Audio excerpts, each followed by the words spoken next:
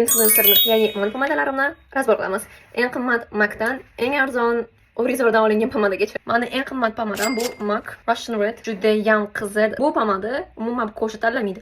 Oppo yuzga ham, temnenький yuzga ham tushadi. Даже buni bitta amerikalik bloger o'zini to'y obraziga krasnoy lab qilmoqchi bo'lganda mana rangni tanlagan. Keyingisi L'Oreal Paris. Rangi 177. Juda ham chiroyli rang. Ko'p surmayman, lekin yaxshi ko'raman buni. Buni o'zini Kiko'dan olganman. Rangi to'g'ri ozgina yaltirog'i bor. Rangi juda ham chiroyli, perskoviy qanaqadir.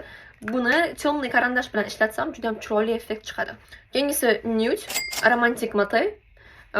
Qachonki menga mana shunaqa tana rangidagi effekt kerak bo'lsa, mana shuni suraman. Stoyki, lekin juda ham qattiq matoviy. Maybellineniki juda ham yaxshi ko'raman. Rangi 65-raqam.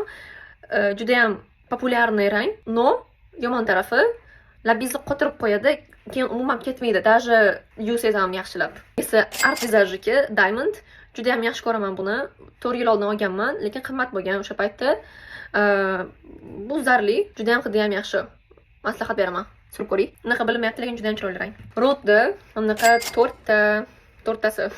To'g'risini aytaman, men buni uzundan olganman 20 mingga 1 yil oldin. Keyingisi juda ham populyarniy Vivienne sabuni lab ishiradigani.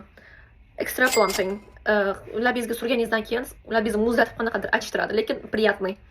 Rangi shunaqa chiroyli rang. Har bitta ayolda bo'lishi kerak deb o'ylayman. Har bitta qizda mana shunaqa prosta rangsiz, bleskli.